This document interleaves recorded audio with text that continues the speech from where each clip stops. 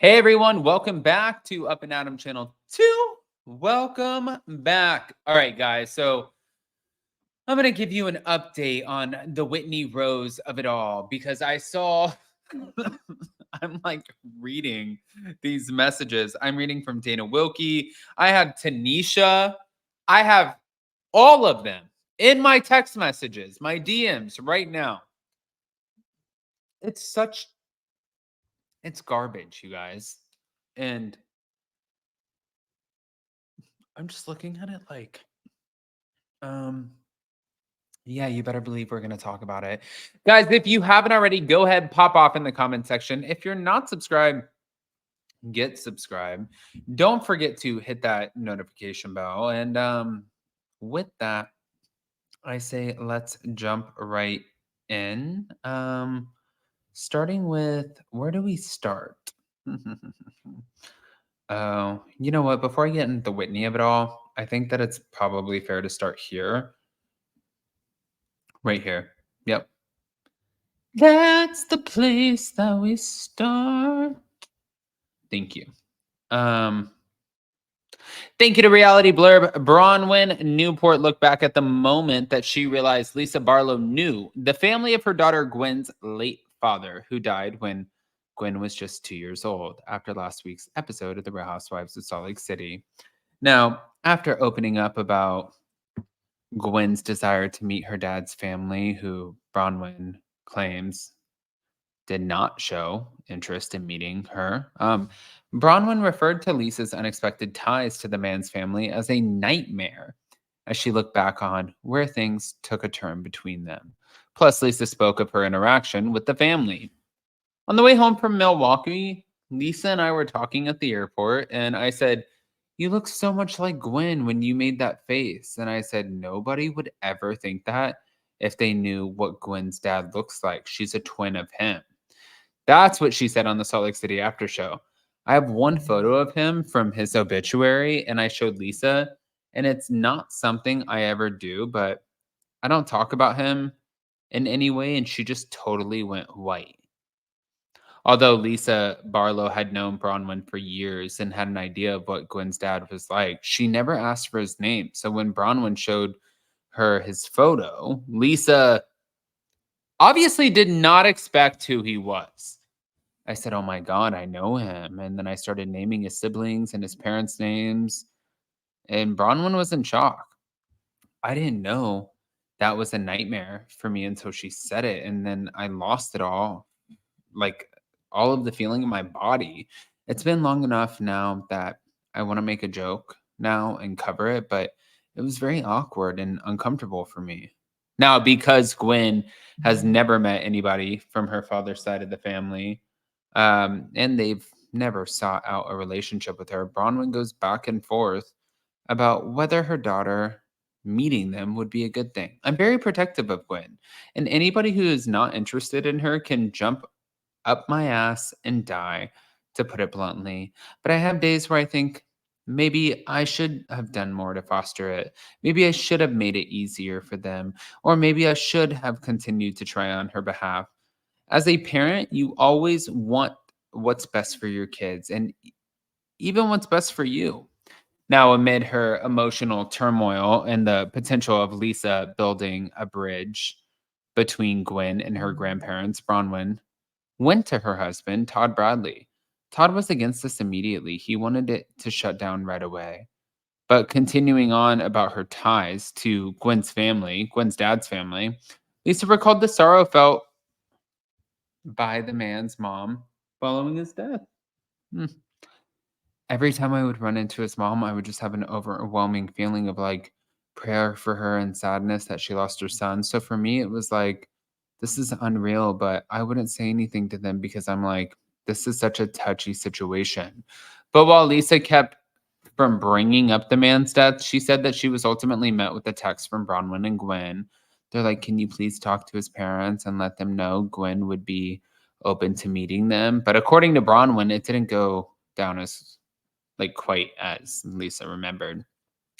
Lisa and I feel differently about how that happened. Lisa told me she knew them, and Lisa kept telling me how wonderful they were and that she was convinced that they would have wanted to have met Gwen. And I was and will always be convinced that they're not interested in meeting Gwen. So I don't know what I don't know that I gave her permission to offer, but I made it very clear that she could, if the moment was right, that she could talk to them.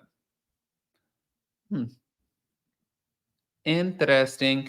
Now, before we move on, I know that a lot of people are asking, can I just let me see if I can't bring this up. You guys, I am calling out the shit like no other. I'm living for this right now. Um, hold on. And I'm also looking at requests. All right. So let me see if I can't bring this up. All right. Here. Present stories, you guys. I called out all of this shit. So I said, so Whitney Rose blocked me, so I can't even respond. You, your silly ass, Heather Gay's silly ass,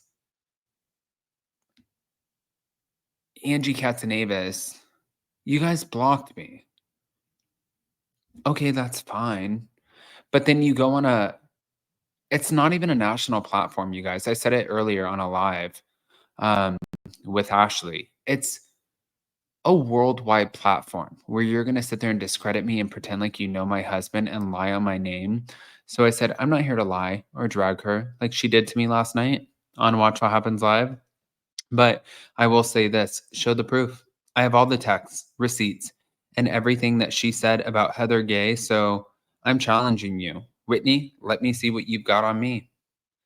I also said this, and I said, or I shared what my husband said, and he said, "Hi, husband here." By our history, because she went on last night and said, "Actually, I have a history with his husband, which is insane," like a moron. And Jason wrote, "By our history, are you referring to when I helped with your skincare brand that changed names 3 times, or when you used to work with my cousins at Target? I run multiple businesses, none of which are MLM. So maybe don't sell yourself out with your MLM schemes. The one thing that I learned from church was forgiveness. So you're forgiven. Do better." Then, of course, I got Petty Betty. And I said, someone needs a storyline so she doesn't get fired, which is what I heard. I did hear she was going to get fired. And I said, such great friends with my husband that you don't even know that he's not from Utah, which is what she said on last night's Watch What Happens Live. Also, you won't go there because she said, I'm not going to go there when it comes to them. Go where? Do you know how stupid you sound? Right now, you're insinuating like there could be some potential like cheating scandal or go there, or if you got it, bitch, show it. And I'm not calling her a bitch, but I'm like saying in general, like, bitch, if you got it, show it. I didn't meet my husband that way, actually. I was very single and so was he. You met your husband that way. Let's be really clear about that. I don't even care how you met your husband. My dad met his wife that way. um, he met his last wife that way. I'm not judging you, but don't be like, "Oh, I'm not gonna go there." You sound like a moron. Like if anybody, it's I'm not accused of running MLMs. I'm not accused of sourcing my shit from Alibaba. I'm not accused of lying on camera. I'm not accused of hooking up with somebody else's husband. I'm not accused of stealing somebody else's man. I'm not accused of any of these things. That's you, honey. That's you. So check that at the door. But hold on. I said, thank you, Whitney Alibaba Rose. Please take a seat after you burn that faux burgundy trash bag that's on your back. Yep. Now, this is the best part. Dana Wilkie said, Whitney Rose, I'm going to destroy you. You knew for me at the time it was not Lisa. So you knew and you fucking lied. You lied about all of it. You knew. You knew from the person who released the information about the Alibaba stuff that it was not me. Yet you still decided to run with this narrative. You're trash. Honestly, you're garbage. I don't wish anything. I wish your family well. I wish you well. Your businesses I could give a shit about. And to insinuate anything about my husband and I think that you're garbage. I think that you're a terrible person. You know exactly what our conversations were. I have all of our conversations in text message. For the most part, we recorded those conversations through text message. It's all right there. Whitney Rose, I challenge you. I literally am challenging you and Bravo and Andy and everyone. If you have some big smoking gun, by all means, release it. Do it. I'm telling you, I will never sue you. I will never come after you. I will gracefully bow down and be like, you know what? You got me. So now I'm asking you, please, if you have it, release it. Thanks. So smash the like button. Love you guys. Bye.